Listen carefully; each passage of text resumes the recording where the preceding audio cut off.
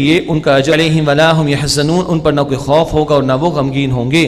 الذین یأکلون الربا، وہ لوگ کہ جو ربا یعنی سود کھاتے ہیں.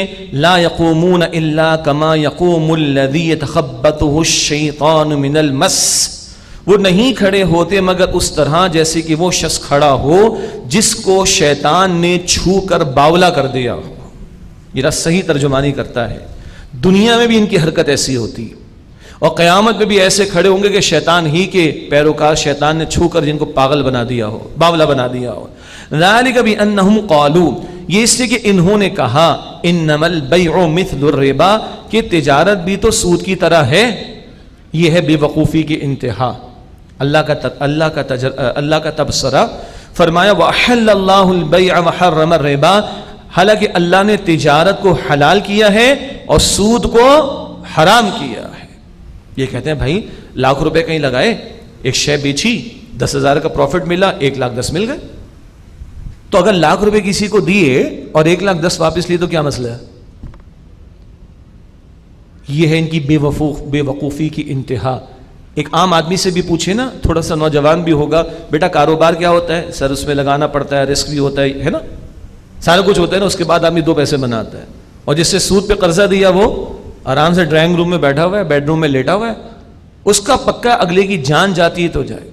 بہرحال اللہ کہتا ہے بے وقوف لوگ ہیں. اللہ نے حلال کیا ہے تجارت کو اور حرام کیا ہے ربا کو. فمن جاءہ موعظۃ من ربہ، پس جس کو نصیحت پہنچ گئی اس کے رب کی طرف سے، فانتہا، پس وہ باز آ گیا، فلہ ما سلف، تو اس کے لیے وہ ہے جو ہو چکا، وامرہ الی اللہ، اور اس کا معاملہ اللہ کے سپرد ہے. پچھلا تو معاملہ ختم، لیکن آئندہ کے لیے محتاط بھی رہو اور پچھلے کے بارے میں بھی ڈرو کہ کہیں پکڑ نہ ہو جائے. وَأَمْرُهُ إِلَى اللَّهِ، اور اس کا معاملہ اللہ کے سپرد ہے. وَمَنْ عَادَ، اور جو پھر یہ روش اختیار کرے، پھر سودی معاملات کی طرف لوٹے، فَأُولَٰئِكَ أَصْحَابُ النَّارِ، تو یہی لوگ آگ والے ہیں. هُمْ فِيهَا خَالِدُونَ، وہ اس میں ہمیشہ رہیں گے. اللہم اجرنا من النار، اے اللہ ہم سب کو آگ کے عذاب سے محفوظ فرما. یمحق اللہ الربا ویربی الصدقات، اللہ سود کو مٹاتا ہے اور صدقات کو بڑھاتا ہے. اللہ اکبر. ہماری عقل رہے گی نیچے، اللہ کا حکم رہے گا اوپر. 100 روپے تھے اور چلے لاکھ لے لیں، لاکھ روپے تھے، کسی کو سود پر دیے 10% پر، واپس کتنا آئے گا؟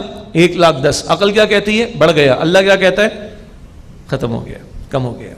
لاکھ روپے تھے، 2.5% زکوٰۃ دے دی، اگر کتنا رہ گیا؟ 97,500. عقل کیا کہتی؟ کم ہو گیا. اللہ کیا فرماتا ہے؟ بڑھ گیا. کس کی مانے؟ ظاہری بات اللہ کی مانیں گے. اب اس کے مباحث تفصیلی ہیں، ان تفصیلات میں جانے کا اس وقت موقع نہیں. اور جس جگہ قرآن یہ کلام کر رہا ہے کہ اللہ نے کہہ دیا دس از حلال اینڈ دس از حرام، تو ہماری عقل کو ابھی نیچے ہی رکھنا چاہیے. لاجیکل دلائل ہیں، یہاں پیش کرنے کی ہمت نہیں ہوتی. اللہ کہتا ہے that's it, boss is always right, ختم ہو گئی بات. اب بحث یہ کہ ربا ہوتا کیا ہے. اردو میں سود ہوتا ہے، انگلش پہ انٹرسٹ ہوتا ہے، مارگیج کہیں، یوجری کہیں، جو کچھ بھی ہے وہ وہی ہے جو ہو رہا ہے. ناموں کے بدلنے سے بات بدلے گی نہیں بھائی. اور پاکستان میں کہانی کب کی ختم ہو چکی، یہ تو بس پرولونگ کرنے والی باتیں ہیں. بڑے لمبے لمبے ڈیسیشنز 91 میں آئے، 2001 میں آئے، اور جا کے ججز کو بدلا گیا اور ججز کے حالات کو بدلا گیا اور وہ پرولونگ کیا جا رہا ہے معاملات کو. ہم بھی تنظیم اسلامی کے پلیٹ فارم سے اس کو فائٹ کرتے رہے، جماعت اسلامی کے بھی وکلا فائٹ کرتے رہے. 40 سال سے محنت چلتی چلی آ رہی ہے، مگر وہی پرانا رٹا لگا ہوا ہے. 14 سوالات کے جوابات دو. 14 سوالات کے جوابات 40 سال سے دیے چلے جا رہے ہیں، ختم کرنے کو تیار نہیں. بہرحال وہی بحث ہے ساری. اللہ سے جنگ پہ تلے ہوئے بات ابھی آگے آ رہی. کیا ہے ربا؟ حدیث کی تعریف بھی ہے، آگے اشارہ بھی آ جائے گا. کل قرض جر منفعۃ فہو الربا، ہر قرض کی کوئی شکل جس میں اضافہ ہو رہا ہے وہ ربا ہے، وہ سود ہے. ایک ہے کیش اینڈ کیش ایکویلنٹس پر، وہ قرآن میں ڈیبیٹ ہے. اور ایک ہے دھاتوں پر، میٹلز وغیرہ پر، سونا چاندی پر، وہ بحث حدیث کے اندر آتی ہے. یہ تفصیل اپنی جگہ پر ہے. لیکن سادہ سی تعریف کیا ہے؟ قرض کے معاملات میں کوئی کسی قسم کا اضافہ قرض پر وہ ربا ہے. اللہ اکبر. اللہ کہتا ہے کہ اللہ ربا کو مٹاتا ہے اور صدقات کو بڑھاتا ہے. واللہ لا يحب كل كفار اثیم, اور اللہ کسی ناشکر گنہگار کو پسند نہیں کرتا. پڑھ جائیے قرآن میں جب جب سود کی ممانعت کا ذکر آئے گا بار بار قرآن خرچ کی بات کرتا ہے, خرچ کی بات کرتا ہے, انفاق کی بات کرتا ہے. ادھر بھی دیکھ لیجئے, ان الذين آمنوا وعملوا الصالحات, بے شک وہ لوگ جو ایمان لائے اور جنہوں نے نیک اعمال کیے, واقاموا الصلاة وآتوا الزکاة, اور جنہوں نے نماز قائم کی اور زکات ادا کی. پھر خرچ کی بات آ گئی. لهم اجرهم عند ربهم, ان کے لیے ان کا اجر ان کے رب کے ہاں محفوظ ہے. ولا خوف علیہم ولا هم يحزنون, اور ان پر نہ کوئی خوف ہوگا اور نہ وہ غمگین ہوں گے.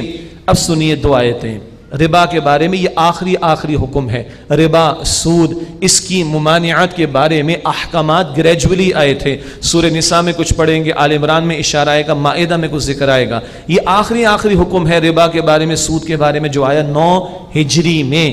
یا ایھا الذین آمنوا اتقوا اللہ, اے ایمان والو اللہ کا تقوی اختیار کرو, ڈرو اللہ سے. وذروا ما بقی من الربا, اور ربا یعنی سود میں سے جو کچھ رہ گیا چھوڑ دو. ان کنتم مؤمنین, اگر تم ایمان والے ہو. آیت کو دیکھیں, اسکرین پر آپ کے سامنے ٹیکسٹ موجود ہے. جو لوگ لائیو دیکھ رہے ہیں ان سے گزارش ہے قرآن کھول کر اپنے سامنے رکھیں. شاید اسکرین پر بھی ٹیکسٹ آپ کے سامنے آتا ہوگا, آئی ڈونٹ نو. دیکھیں اسکرین پر ٹیکسٹ کو. آیت شروع ہو رہی ہے یا ایھا الذین آمنو, اے ایمان والو. آیت ختم ہو رہی ہے ان کنتم مومنین, اگر تم ایمان والے ہو. آیت کے شروع میں ایمان, آیت کے آخر میں ایمان, بیچ میں کیا؟ اللہ سے ڈرو, اللہ کا ڈر, اور کیا؟ سود کو چھوڑ دو. حاصل کیا ہے؟ ایمان اور سود ایک جگہ جمع نہیں ہو سکتے. ایمان اگر واقعتاً ہوگا تو سود کے معاملات میں آدمی مبتلا نہیں ہوگا, اور اگر سود کے معاملات میں مبتلا ہو رہا ہے تو پھر اپنا جائزہ لے کہ ایمان ہے بھی کہ نہیں دل کے اندر. اب اگلے الفاظ سنیے. فَإِن لَمْ تَفْعَلُوا, بس اگر تم یہ نہیں کرتے, فَأَذَنُوا بِحَرْبٍ مِّنَ اللَّهِ وَرَسُولِهِ, تو اللہ اور اس کے رسول سے جنگ کے لیے تیار ہو جاؤ. اللہ اکبر. یہ شدید ترین الفاظ ہیں قرآن میں بدعملی, کسی بدعملی کے بارے میں. اگر سود کے معاملات کو نہیں چھوڑتے تو اللہ اور اس کے رسول سے جنگ کے لیے تیار ہو جاؤ. اللہ ہمیں محفوظ رکھے. اب آپ دانشوروں کو سنتے ہیں نا میڈیا پر, آسٹریلیا میں بیٹھ کر باتیں کرتے ہیں, ملیشیا میں بیٹھ کر باتیں کرتے ہیں, اب وہ سیٹل ہو گئے ہیں امریکہ میں, وہاں بیٹھ کر باتیں ہو رہی ہیں. مجھے سود ٹھیک ہے, آج کل کا سسٹم تو بڑا اچھا ہے جی, بڑی فیسلٹیز ہے سسٹم کے اندر. بیڑا غرق ہو چکا ہے ان بینکنگ سیکٹرز کا. بڑے بڑے بینکوں کے ڈوبنے والے اور ڈبانے والوں نے کہہ دیا, ان کے CEOs and COOs نے, now we realize the why Islam has prohibited interest, بلکہ now we have realized why God has prohibited interest. کم سے کم جیوش اسکرپچرز کے اندر اور کرسچینٹی کی تعلیمات میں بھی ممانعت ہے, ہمارے دین میں بھی ممانعت ہے. سمجھ آ رہی ہے دنیا کے لوگوں کو. مگر ہمارے ایک دانشور کہتے ہیں کہ ہاں بھائی سود لینا منع ہے, دینا منع نہیں. اللہ اکبر, ایسی بے وقوفی کی بات ہے. ہمیں سے بہت سارے لوگ جو ہے وہ اکاؤنٹس کے آڈٹ کے فیلڈ سے, پروفیشن سے, بھائی ٹرانزیکشن کمپلیٹ کب ہوگی, آپ مجھے دیں گے تو میں لوں گا نا. تو عجیب بات ہے بھائی, لینا منع ہے, دینا منع نہیں. اللہ اکبر. حدیث کہاں لے کے جائیں گے حضور کی صلی اللہ علیہ وسلم, صحیح مسلم کی روایت. لعنت کی رسول اللہ علیہ السلام نے سود لینے والے پر, سود دینے والے پر, سود کا معاملہ لکھنے والے پر اور اس پر گواہ بننے والے پر, اور حضور نے فرمایا چاروں برابر ہیں. صحیح مسلم شریف کی روایت. کہاں لے کے جائیں گے احادیث کو؟ اللہ ہم سب کی حفاظت فرمائے. خدا نہ خواستہ کوئی بھائی کوئی بہن کہیں خدا نہ خواستہ پھنسا ہوا ہے, ہم دعا کریں گے اللہ جان چھڑائے ان کی. اور الحمدللہ میں آڈٹ پروفیشن میں رہا, بہت سارے بینکس اور ان کی سبسڈیز کے اندر ہم نے آڈٹ کیے. لوگ ملے بھائی بس اللہ جان چھڑا دے, الحمدللہ احساس ہے. لیکن جو قرآن کی محفلوں میں آ جائیں ان کا احساس زیادہ ہونا چاہیے, جو سمجھ رہے ہیں ان مقامات کو ان کا احساس زیادہ ہونا چاہیے. اپنی پہلی فرصت بھی نہیں کہیں, پہلی بات یہ ہو کہ ہم نے ان باتوں سے جان چھڑانی ہے. اللہ ان کو جو پھنسے میں خدا نہ خواستہ ان کی جان چھڑائے, اور سود کی ہر شکل سے میری آپ کی ہم سب کی حفاظت فرمائے. اور سنی حضور کی حدیث ابن ماجہ شریف میں آپ صلی اللہ علیہ وسلم نے فرمایا سود کے گناہ کے 70 حصے ہیں, درجے. کم ترین حصہ یا درجہ یہ ہے کہ کوئی شخص اپنی والدہ کے ساتھ منہ کالا کرے. آئی نا کراہیت, جھجھری آئی, یہ کم ترین ہے. 70th part. تو 69, 68, 67 اور نمبر 1 یہ حصے کس قدر شدید ہوں گے؟ حضور احساس دلا رہے صلی اللہ علیہ وسلم، اللہ ہم سب کی حفاظت فرمائے سود کی ہر شکل سے۔ فَإِن لَمْ تَفْعَلُوا، پس اگر تم باز نہیں آتے، فَأَذَنُوا بِحَرْبٍ مِّنَ اللَّهِ وَرَسُولِهِ، تو اللہ اور اس کے رسول علیہ السلام سے جنگ کے لیے تیار ہو جاؤ۔ وَإِن تُبْتُمْ، اور اگر تم باز آ جاؤ، فَلَكُمْ رُؤُوسُ أَمْوَالِكُمْ، تو تمہارے لیے تمہارا اصل مال ہوگا پرنسپل اماؤنٹ۔ آیت کے اس حصے سے پتہ چلتا ہے کہ ربا کیا ہے؟ جو تم نے کسی کو اوریجنل پرنسپل اماؤنٹ دیا وہ تم واپس لے سکتے ہو، تو اس اوریجنل پر جو اضافہ ہے وہ کیا ہے؟ وہ ربا ہے۔ باقی مشہور سوال ہے وہ جی اگر ڈیویلیویشن کا مسئلہ بھی تو آتا ہے نا، کرنسی کی ورتھ بھی تو کم ہو جاتی، اس لیے ہم زیادہ لیتے ہیں۔ اچھا کرنسی کی ورتھ بڑھ جائے گی تو تم لاکھ کے 80,000 لوگے واپس؟ نہیں وہ تو نہیں لیں گے۔ اس کا مطلب ہے گڑبڑ کچھ اور ہے۔ جن کو یہ بات سمجھ آ گئی ان کا بھلا، ورنہ بعد میں سمجھ آ جائے گی۔ وہ جی کرنسی کی ویلیو گر جاتی اس لیے ہم لاکھ کے 1,10,000 لیتے ہیں، تو اگر کرنسی کی ویلیو کبھی بڑھ گئی تو لاکھ کے 90 لوگے؟ چپ ہو جاتے ہیں۔ پھر گڑبڑ کچھ اور ہے۔ اور کوئی جا کے مارشل سے پوچھے، اکانومسٹ جو تھا وہ بھی آپ کو یہ بتا دے گا یہ ساری ڈیویلیویشن کے مسائل کی بھی جڑ و بنیاد یہ انٹرسٹ ہے، اس کو ختم کرو یہ سارے جھگڑے ہی ختم ہو جائیں گے۔ سمپل سی بات۔ لیکن بہرحال یہ مسائل تفصیلاً تو اپنی جگہ۔ عرض یہ کر رہا تھا فَلَكُمْ رُؤُوسُ أَمْوَالِكُمْ، باز آ جاؤ تو تمہارے لیے تمہارا اپنا اصل مال ہے، یہ جو پرنسپل دیا یہ تم واپس لے سکتے ہو۔ لا تظلمون ولا تظلمون، نہ تم ظلم کرو نہ تم پر ظلم کیا جائے۔ تمہارا پرنسپل بھی اوریجنل بھی نہ ملے یہ تمہارے ساتھ زیادتی، یہ بھی نہیں ہونی چاہیے، اور تم پرنسپل سے اوپر کسی سے لو تو وہ بھی ٹھیک نہیں ہے۔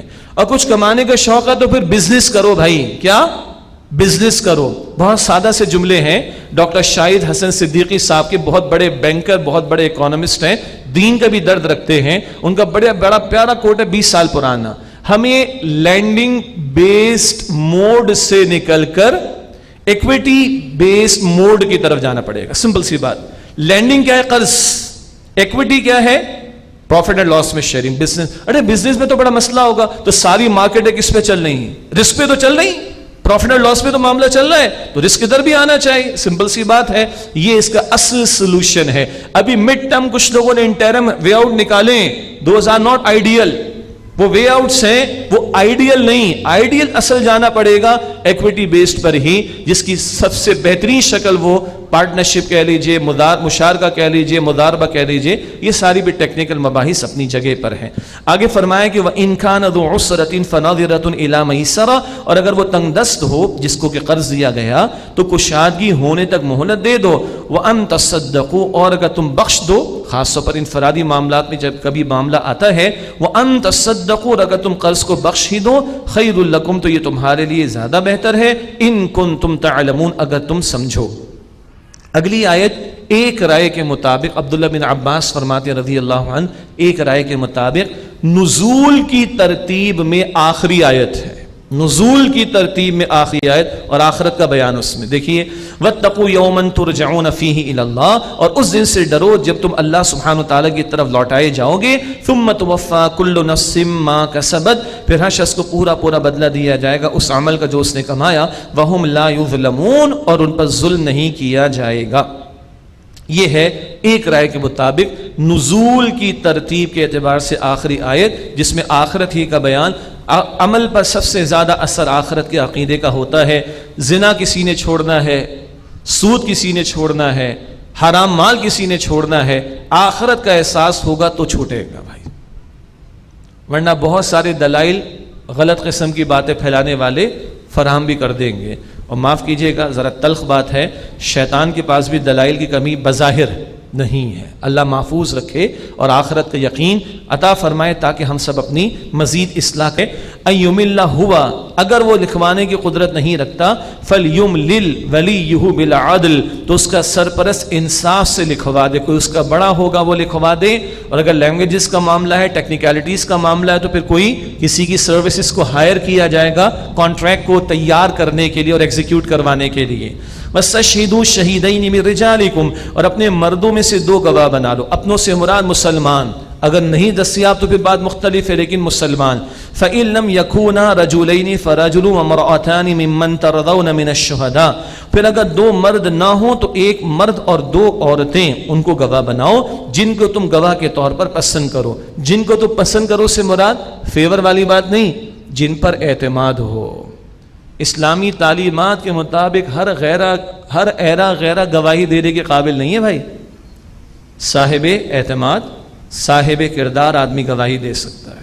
یہ تو چلتا ہے ہمارے سب کچھ چل ہی رہا ہے، گواہیاں بک بھی رہی ہیں، ورنہ یہ کہ صاحب کردار صاحب اعتماد لوگ گواہ بنے جنہیں تم پسند کرو. تو دو مردوں کو گواہ بناؤ، اگر دو مرد نہیں تو ایک مرد اور دو عورتوں کو گواہ بنا لیا جائے.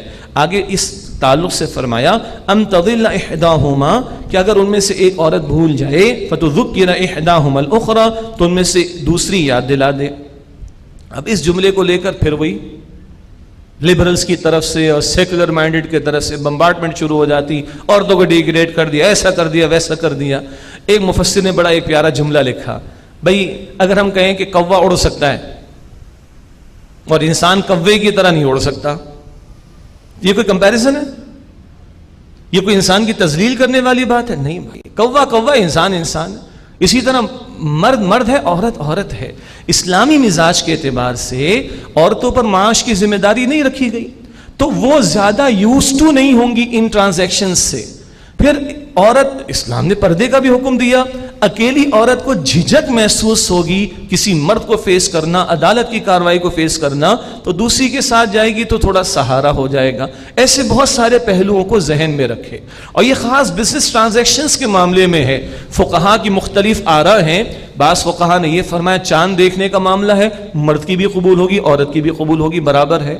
بعض فقہا نے یہ فرمایا کہ یہ جو بچے کی ولادت کا معاملہ ہے اس کی گواہی کہ ہاں جی فلاں خاتون کے بطن ہی سے بچہ پیدا ہوا، یہاں بعض فقہا کہتے ہیں صرف عورت کی گواہی چلے گی. یہ معاملہ زیادہ عورتوں سے متعلق ہے. تو کیا اس موقع پر یہ مرد ہم یہ کہیں گے ہمیں ڈیگریڈ کر دیا؟ وہ بھائی ڈیگریڈ نہیں کر دیا، وہ ان سے متعلق معاملات ہیں. یہ عام طور پر مردوں سے متعلق معاملات ہیں. ڈیگریڈ تھوڑی کیا، تھوڑا سا اپ گریڈ کیا ہے کہ کبھی ضرورت پیش آ جائے تو عورتوں کو بھی گواہ بنایا جا سکتا ہے. یہ اجازت دی جا رہی ہے، نہ کہ ڈیگریڈ کرنے والا معاملہ ہے. ایسے بہت سارے جوابات، تفاسیر آپ پڑھیں تو مل جائیں گے. بس کیا ہے کہ آج کل میڈیا کو زیادہ ان ہو گیا نیگیٹیوٹی کے اعتبار سے، تو نیگیٹو چیزوں کا تاثر ہم لوگ زیادہ جلدی لے لیتے ہیں. اور معاف کیجیے گا شاید ہمارا خیال ہی ہوتا ہے کہ 14 صدیوں میں یہ سوالات کبھی آئے نہیں ہوں گے، 14 صدیوں میں کبھی بمبارڈمنٹ ہوئی نہیں ہوگی، 14 صدیوں سے علماء نے کبھی جواب نہیں دیا ہوگا، 14 صدیوں تک امت سوتی رہی ہوگی، امت کے پاس کوئی جواب. وہ جوابات بھرے ہوئے تفاسیر میں، عربک میں، انگلش میں، فارسی میں، اردو میں، ہر زبان میں بھرے ہوئے موجود ہیں. بس مجھے اور آپ کو نکالنا پڑے گا. اگر بغیرت قسم کے لوگ اس طرح کی اوٹ پٹانگ قسم کی باتیں کھڑی کر کے ہم مسلمانوں کے ذہنوں کو خراب کر رہے ہیں، تو مسلمان جو ایمان والے ہیں ان کا فرض بنتا ہے وہ کھڑے ہو کر جواب دیں. اتنی میں چاہ رہا ہوں کوشش کہ یہ ہو جائے اور ایک جذبہ ہمارے اندر پیدا ہو. تو بانج نہیں ہے امت. ہمارے اسلاف نے معاف کیجیے گا ٹائم پاس نہیں کیا ہے، صحیح دین ہم تک پہنچا ہے، مگر ہم میں ایک اعتماد ہونا چاہیے اور جواب ہمیں دینا ہے. اللہ ہمیں توفیق عطا فرمائے. تو بس کچھ اشارے میں کر رہا ہوں، باقی تفاسیر کا مطالعہ کریں، اہل علم سے ہم سیکھیں. انشاءاللہ تعالی اللہ ہمیں قبول فرمائے اپنے دین کی خدمت کے لیے. اور یہ کرنے والا کام ہے. بات کہاں سے کہاں آ گئی لیکن آنی چاہیے. دوبارہ واپس آئیے. تو 2 مردوں کو گواہ بنا لو. اگر 2 مرد نہیں تو 1 مرد اور 2 عورتوں کو گواہ بنا لو، تاکہ اگر ایک بھول جائے تو دوسری اس کو یاد دلا دے. وَلَا يَأْبَ الشُّهَدَاءُ إِذَا مَا دُعُوا، اور گواہ انکار نہ کرے جب انہیں بلایا جائے، گواہی دی جائے جب گواہی دینے کا موقع آئے. وَلَا تَسْأَمُوا أَن تَكْتُبُوهُ صَغِيرًا أَوْ كَبِيرًا إِلَىٰ أَجَلٍ، اور تم لکھنے میں سستی نہ کرو، چاہے معاملہ چھوٹا ہو یا بڑا، ایک معین مدت تک کے لیے لکھنے پہ زور دیا گیا. اور گواہ بنانے کی بھی بات آ گئی. ذَلِكُمْ أَقْسَطُ عِندَ اللَّهِ وَأَقْوَمُ لِلشَّهَادَةِ، یہ انصاف کے زیادہ قریب ہے اللہ سبحانہ وتعالیٰ کے نزدیک، اور گواہی دینے کے اعتبار سے بھی زیادہ مضبوط بات ہے. کبھی جھگڑا ہو گیا، کبھی نزاع پیدا ہو گیا، ایک شخص کا انتقال ہو گیا، اب اگلا بول رہا ہے اس کی اولاد سے، بھئی تمہارے ابا کے ذمہ قرض دو، کہاں سے دیں گے؟ کچھ دستاویز ہے، کچھ ثبوت ہے، تو اس طرح کے تنازعات سے بچنا آسان ہو جائے گا اگر یہ لکھت پڑھت ہو چکی ہو، گواہ بنائے گئے ہوں۔ وَأَدْنَا اللہ ترتابو، اور اس بات کے زیادہ قریب ہے کہ تم شبے میں نہ پڑو، ہر چیز بلیک اینڈ وائٹ میں ہوگی تو شبہ بھی نہیں رہے گا۔ الا ان تکون تجارتا حاضرتا، سوائے اس کے کہ سودا ہاتھوں ہاتھ ہو، کیش کی بات ہو رہی ہے، تو دیرونہا بینکم، جو تم آپس میں لیتے رہتے ہو، پڑوس سے، یعنی ایک دکان والے نے دوسرے دکان والے سے کچھ آئٹمس لیے، فوراً پیمنٹ ہو گئی، ہم پرچیز کرنے گئے، فوراً پیمنٹ ہو گئی، اس میں کوئی گواہ بنانا، اس میں کوئی لکھت پڑھت کی کوئی حاجت نہیں۔ یہ الگ بحث ہے کہ اب اس کے لیے بھی کیش مومو ہوتا ہے، اور اب تو پوری کمپیوٹرائزڈ رسید جو ہے وہ ہمیں اویلیبل ہو جاتی ہے۔ فلیس علیکم جناح اللہ تکتبوها، تو اگر یہ کیش ٹرانزیکشنز ہوں تو تم پر کوئی حرج نہیں کہ تم اگر وہ نہ لکھو۔ واشہدوا اذا تبایعتم، اور جب تم سودا کرو تو گواہ کر لیا کرو۔ ایک رائے ہے، بعض اہم سودے ہوتے تو کیش بیسس پر ہے، مگر ٹھیک ٹھاک اس میں معاملات انوالو ہوتے ہیں تو اس پہ کوئی گواہ بنا لیا جائے تو وہ بھی ایک اچھی بات ہے۔ ولا یضار کاتب ولا شہید، اور نہ لکھنے والا نقصان کرے نہ گواہ، یہ ایک ترجمہ ہے، اور دوسرا ترجمہ ہے نہ لکھنے والے کا نقصان کیا جائے نہ گواہ کا نقصان کیا جائے۔ دونوں ترجمے اپنی جگہ ٹھیک ہیں۔ لکھنے والا نقصان نہ کرے، صحیح لکھے، لکھنے والے کا نقصان نہ کیا جائے، بھائی اس کی تم سروسز لے رہے ہو تو کچھ اجرت تو دو، کہیں لے کر گئے ہو تو کم سے کم ٹیکسی کروائی ہے، اب میں کسی کا نام نہیں لے رہا ورنہ وہ خامہ کا مارکیٹنگ ہو جائے گی، تو اس کی پیمنٹ تو کرو جی۔ کہیں کوئی بڑا معاملہ تھا، ایک آدھے اسٹے کروایا تو ہوٹل بھی تو اس کو دینا پڑے گا، یہ تو نقصان تو نہ کرو اس کا۔ گواہ نقصان نہ کرے، گواہی ٹھیک دے، اور گواہ کا نقصان نہ کیا جائے۔ کیا مطلب؟ اس کو اگر عدالت تک لے جانا پڑ رہا ہے، کسی جگہ گواہی کے لیے لے جانا پڑ رہا ہے، تو جو بھی ٹریولنگ کا الاؤنس ہوگا، اگر باہر ہے، شہر سے باہر وغیرہ، یا شہر کے اندر بھی انٹر سٹی بھی ہے، تو جو بھی اس کے اخراجات ہیں وہ دیے جائیں۔ وَإِن تَفْعَلُوا فَإِنَّهُ فُسُوقٌ بِكُمْ، اور اگر تم ایسا کرو گے تو یہ بے شک تم پر گناہ کی بات ہے۔ اگر تم نے نقصان پہنچایا، لکھنے والے نے یا گواہی دینے والے نے، یا لکھنے والے کا یا گواہی دینے والے کا نقصان کیا گیا، تو یہ گناہ کی بات ہے۔ وَاتَّقُوا اللَّهَ، اور اللہ سے ڈرو، وَيُعَلِّمُكُمُ اللَّهُ، اور اللہ تمہیں سکھاتا ہے، وَاللَّهُ بِكُلِّ شَيْءٍ عَلِيمٌ، اور اللہ ہر شے کا علم رکھنے والا ہے۔ یہ ایک آیت ہوئی ہے ابھی، البقرہ آیت نمبر 282 282۔ کتنی سیر قرآن ہمیں کرا رہا ہے، اور یہ البقرہ کرا رہی ہے سورت، اللہ اکبر، کتنے سارے گوشوں کی۔ اور ہو سکتا ہے آپ کے ذہن میں کچھ آپ کے خاندان کے دوست احباب کے واقعات آ رہے ہوں، میرے سامنے بھی ہیں، لکھتے ہیں نہیں، بندہ مر گیا، دوست تھے آپس میں، ایک نے 20 لاکھ دے رکھے تھے اے نے بی کو، بی کا ہو گیا انتقال، اب اے پہنچا بی کے بچوں کے پاس، بیٹا تمہارے ابا نے پیسے لیے تھے، انکل چچا سر آنکھوں پر کچھ ثبوت ہے؟ نہیں بیٹا وہ تو ثبوت اعتماد تھا، وی آر سوری۔ اگر لکھت پڑھ ہوتی اولاد سعادت مند ہوتی، باپ کو چھڑا تو لیتی قرض دے کر، اور لکھت پڑھت ہوتی تو اس کا نقصان تو نہ ہوتا۔ یہ تو میں نے 20 لاکھ کی بات ہے، 20 کروڑ والے بھی اس مارکیٹ میں، آج 2 ارب والے بھی ہوں گے، تو لکھا کرو، گواہ کر لیا کرو۔ اس کی بہت زیادہ تاکید کی گئی، یہ ہے البقرہ آیت 282۔ ایک آیت اور پڑھتے ہیں پھر انشاءاللہ 8 رکعت تراویح۔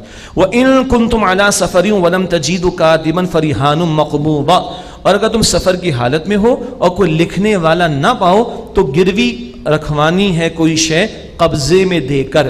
گروی رکھوانا ایز اے کولیٹرل کوئی شے رکھوا کر قرض لیا جا سکتا ہے۔ سفر میں شاید زیادہ امکانوں کی لکھت پڑھت کا موقع نہیں، ورنہ سفر میں ہو یا حضر اپنے ہی علاقے میں ہونا، کوئی شے گروی رکھوا کر ایز اے کولیٹرل رکھوا کر قرض لیا جا سکتا ہے۔ البتہ اس کے بہت سارے تفصیلی احکامات وہ تفاسیر میں دیکھے جا سکتے ہیں، یعنی رہن سے متعلقہ معاملات۔ فَإِنْ أَمِنَ بَعْضُكُمْ بَعْضًا، پھر اگر تم میں سے کوئی کسی کا اعتبار کرے، فَلْيُؤَدِّ الَّذِي اؤْتُمِنَ أَمَانَتَهُ، تو جس شخص کو امین بنایا گیا اسے چاہیے کہ لوٹا دے اس کی امانت۔ بھئی تم پر اعتبار کر کے قرض دیا گیا تو واپس بھی لوٹا دو اس کو وقت پر۔ وَلْيَتَّقِ اللَّهَ رَبَّهُ، اور اپنے رب اللہ سے وہ ڈرے۔ وَلَا تَكْتُمُوا الشَّهَادَةَ، اور تم گواہی کو نہ چھپاؤ۔ وَمَن يَكْتُمْهَا فَإِنَّهُ آثِمٌ قَلْبُهُ، اور جو اسے چھپائے گا تو بے شک اس کا دل گناہگار ہے۔ وَاللَّهُ بِمَا تَعْمَلُونَ عَلِيمٌ، اور جو کچھ تم کرتے ہو اللہ اس سے خوب واقف ہے۔